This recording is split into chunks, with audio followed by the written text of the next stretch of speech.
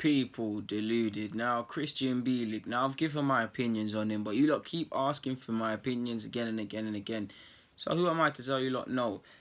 If you want my extended opinions, literally just type in Deluded Gooner Krystian Bielik and there'll be a whole host of content from scouting reports to me thinking if he can make it here. Now, I'm sure you've all seen him against Portsmouth for Charlton. He's been one of Charlton's better players of the season, in my opinion. I'm not watching Charlton religiously, but I think he has been.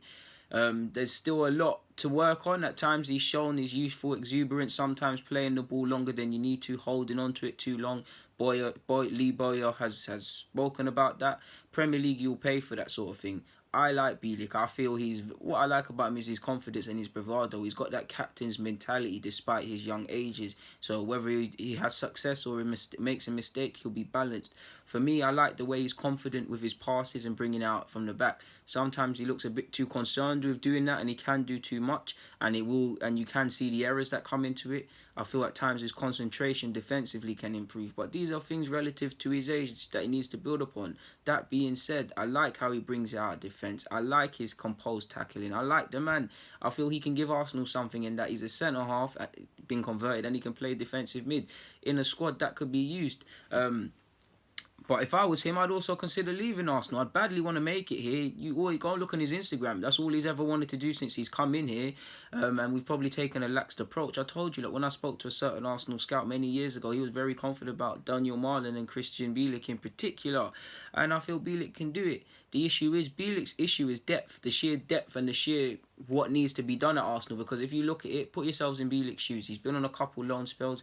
He's still technically contracted. And I would personally, the next step is either to bring him in or for him to go out on, this is from an Arsenal point of view, bring him back next season. If he's not going to play realistic games, send him to a top division side in Germany or elsewhere to test himself. But you've got to look at it in Krystian Bielik. Put yourself in his shoes. Last season, he said himself he never had a conversation with Gooner. He went on loan. If you look at the Arsenal's playing squad, there's a massive rebuild that needs to be done in several options. Now, I myself think we need a centre-half. So that's one centre-half. Rob Holding will play no part this season until any more part this season. So that's two. Koscielny, whether he needs to be moved on or not, and he's been playing quite well to be fair with him, or if he deems he wants a new challenge at the end of the season, I'm not sure, but he's contracted until 2020, so he's here for another year at least. Monreal is a left back, but as you've seen when we've played three at the back, he is a centre half. So on that logic, at this time we have to assume he's ahead of Bielik in the pecking order. There's also Chambers. Now his future's in limbo. He was talked up initially by Gooner. He went out on loan. He can play centre half. He's excelled back in his old position of central midfield.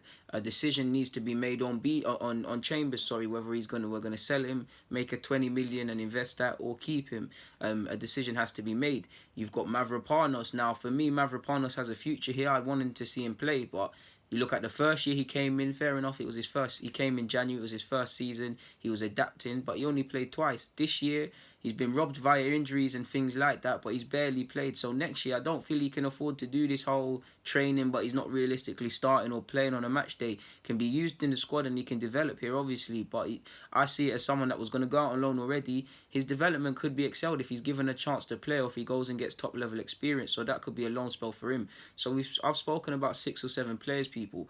Medley seems to be allegedly be highly rated by the club. For me, he needs to be tested at a higher level than under 23s, although he might stay in case something happens. So that's around 6, 7 players I've just said before I mentioned Bielik. So if you're Bielik, for all your potential, for all you want to make it at Arsenal, you have to probably consider moving away from this club, because I do think he's at an age now where, as much as I just said he should go on, I want to bring him in or send him on a top loan spell. I do think from a selfish point of view, if I put myself in his shoes, it's now the age where you've got to get stability. You've got to put down roots at a certain club and build from there, rather than it's a Birmingham one year, then it's a Charlton this year, then it's a this that year.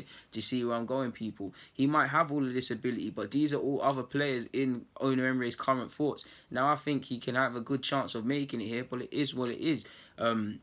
Against Portsmouth, sadly came off with injury, but again displayed his composed skills and stuff like that. It's a massive jump playing from where Charlton are to the Premier League, and he is rough around several edges.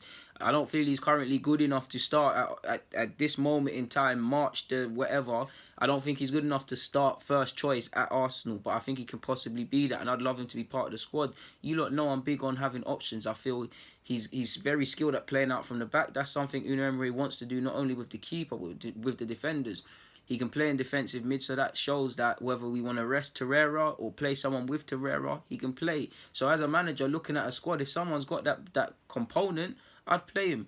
I think regardless, he's going to go on to be a full Poland international. And to be honest with you, what he can do is in his best interest to keep playing well this season. You've got the under-21 Euros, which Poland will be in there. There's obviously going to be a bag of scouts there in which he could secure a move to a good division. Now, I want him to make it here, people. But what, is he contracted until 2020 or 2021? One of them. So a decision needs to be made. He's not that 16, 17, 18-year-old kid that came here before. He's had this chance to develop and he's developed, but now it's time to give him a chance in the side. And also, people, you've got to remember, I said a bag of other players, defenders, but there's still Mustafi now. We know Mustafi should be moved on, but he's going to probably play ahead of Bielik, and on paper, he's still at the club. And if I'm honest, how do you move him on? So if he's still here, that's another option into the mix. Sokratis and Holding are the first choice centre-halves, in my opinion, without talking about another one. Sokratis is 30, turning 31, so he hasn't got long left, but that's about 2 years or so. Would you want to wait around for 2 years? Do you see what I'm saying, people? It's like the likes of Nelson, Saka, Mimici, and etc. You look at Mkhitaryan and you look at a couple others and you think their age they're at, they're going to get moved on soon or have to seek pastures new. So spots are going to open up. But would you necessarily want to wait? I'm not too sure. So for me, I would say his future is in the balance, not because of ability, just because from an Arsenal fan point of view or coach and stuff, I could, if I was involved, I'd want him in there. And if I was Bielik, I'm undecided because I do believe I could make it at Arsenal. But on the other hand, you've got to sometimes re-navigate yourself and remember the end goal is to be a professional footballer playing at a decent level. And if Arsenal aren't going to give you the chance, like you've seen with Benassia, go and get it elsewhere, sort of thing. So it's a big decision, not just over him, but over several defenders needs to be made before you even talk about Bielik. So Unai Emery's got a tough decision, man, and I'm sure he's getting scouting reports and things like that. But it is what it is, man. If he's not going, if he's legitimately not going to be given a fair chance, if he at Arsenal, then he needs to leave because you don't want to get into a thing where Unai Emery says to you, "I believe in you," etc., and you find yourself in another season playing at under 23 level. It's not going to help you develop. He's left that level. Some players at Arsenal that are still there have left that level, and it's not going to help you develop. He learns more winning or losing at senior level. He's playing against men that are some are going to be more physically imposing than him, so he can't exert himself like that, so he has to think smarter. Some are going to be quicker than him. Some are going to, you get me, different games in that league are going to have different strikers and different attackers with different plus and negatives, so he's going to have to think. There might be someone who's a crap footballer and he has him up, but any sort of ball into his chest or in the air, he's giving him issues and bringing other people in. So it's all about that sort of stuff.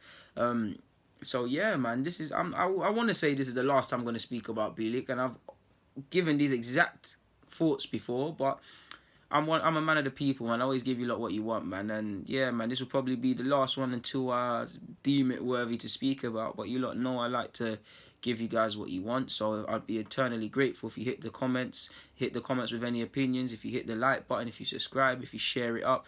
Either way, thank you for watching, people, man. Thank you. That's all I can say. I'm out.